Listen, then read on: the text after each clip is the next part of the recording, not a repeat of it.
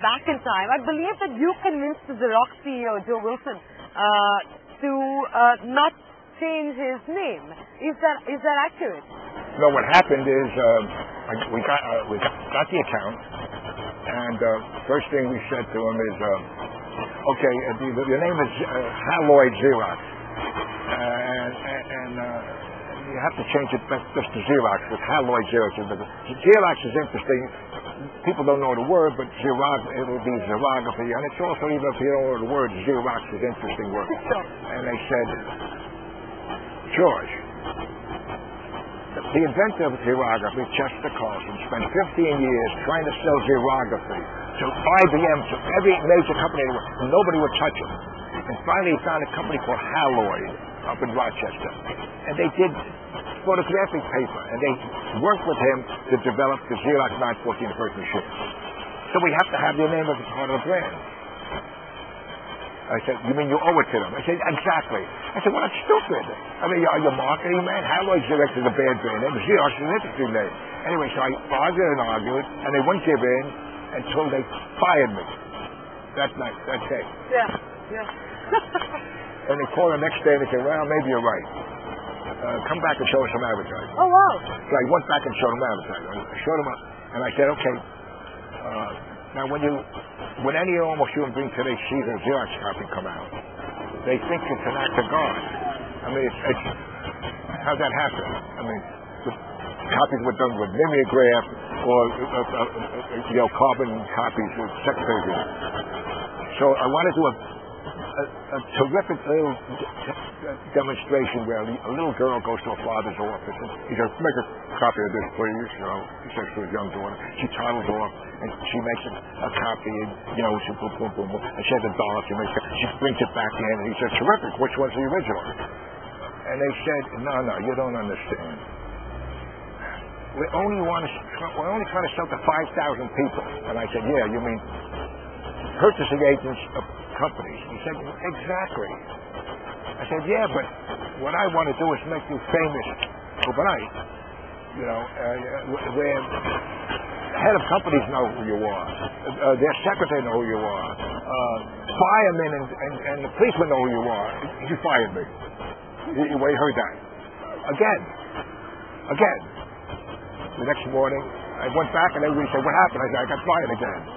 What's wrong with you, Lois?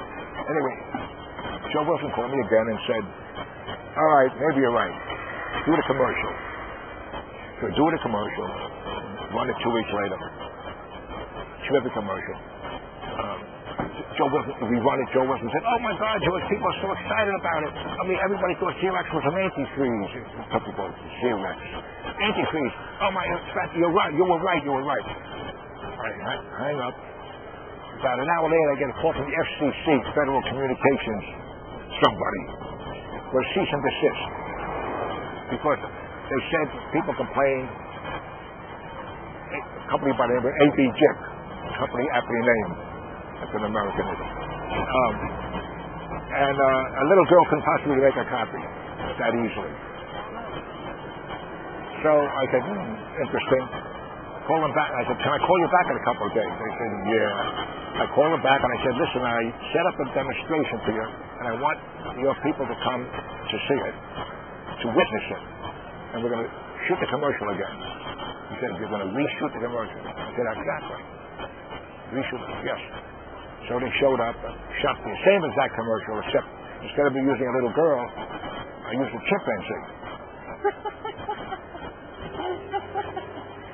And I used, a week later I ran the little girl commercial at the beginning of a news show, and the chimp at the end, and America went crazy. It was a $250,000 account, which was like a nice account back then. And in 2 days, they made it a $9 million account. You've written that you were the first art director to deal directly with the clients. At Doyle Bain, yeah, sure. How did that come about? I was shocked because Doyle Bain is a great agency, only creative agency in the world. And I think it was in my second week, and I did a poster. One of the things I did was a poster for matzahs, the Jewish matzahs. And they wanted it for the subway. and I did a big matzahs, and I did beautiful Hebrew lettering, kosher for Passover, which in New York back then there were hundreds of kosher meat markets, and I did beautiful Hebrew lettering, and I couldn't show it to Bill Bernberg. I had to show you worship because he was away. But an account guy, and I said, well, I'll go with the account. The guy said, no, you can't go. No, our things aren't allowed. Guy came back that day and he said, two of them, I said, they didn't like it. I said, what do you mean they didn't like it? They didn't like it. Do something else.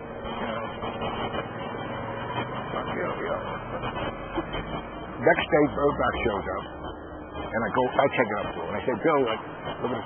Oh, that's terrific. Boy, that would be so exciting in the subway. Everybody knows what that means. And everybody would look at Goodman's matzahs, the only Jewish matzahs in the world. It was terrific.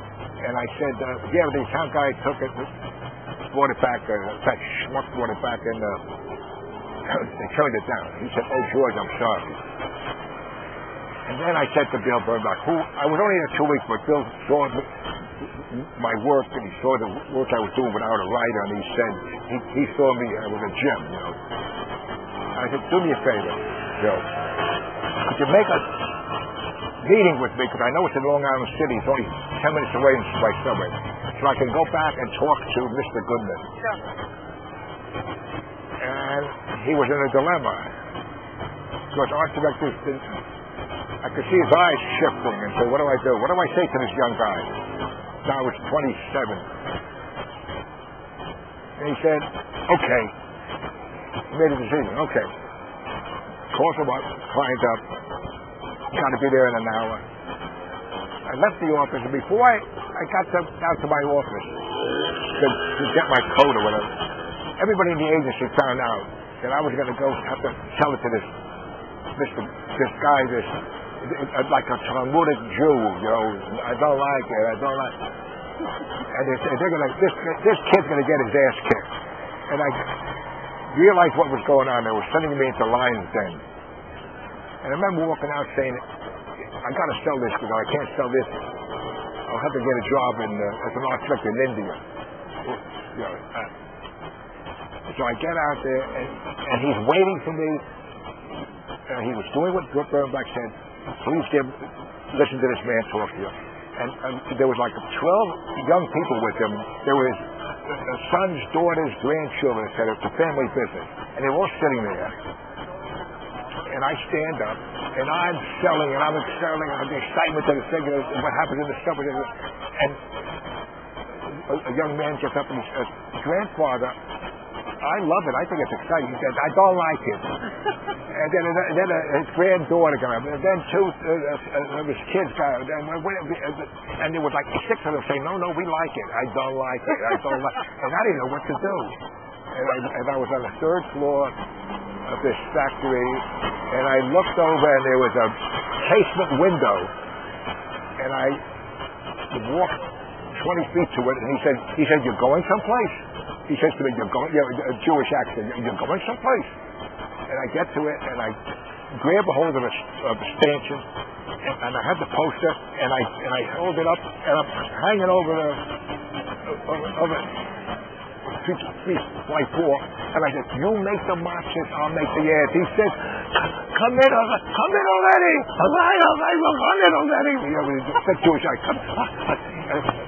He almost fell off his chair. One of the kids put a glycerin under his tongue, his heart, and everybody was looking at him. And we all looked. And finally, he's okay. And I say, I thank you very much.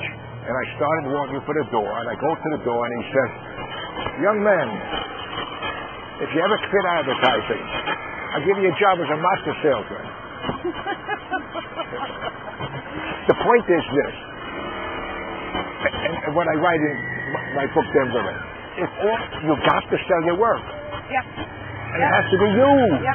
The creator has to sell the work, not some account person or whatever it is. You. And if all else fails, and you're trying to sell, and all else fails, trying to commit suicide. So are you just saying that, account people are actually quite redundant in the advertising business? I certainly don't want to demean the account people who are very good marketing people, and are very good with people that can have a relationship, a marketing relationship with a client, and at the same time, if they work for me, either support me or keep the hell out of my way. Most of them just kept quiet when I talk. I've had some that were terrific that would join in, and those were the great ones, But I don't think many, even today, I don't think many account men and women sit there and really help the creative people, and don't just say no, that's too scary. No, be careful. I don't think that. I think they basically say be careful. Don't get us in trouble.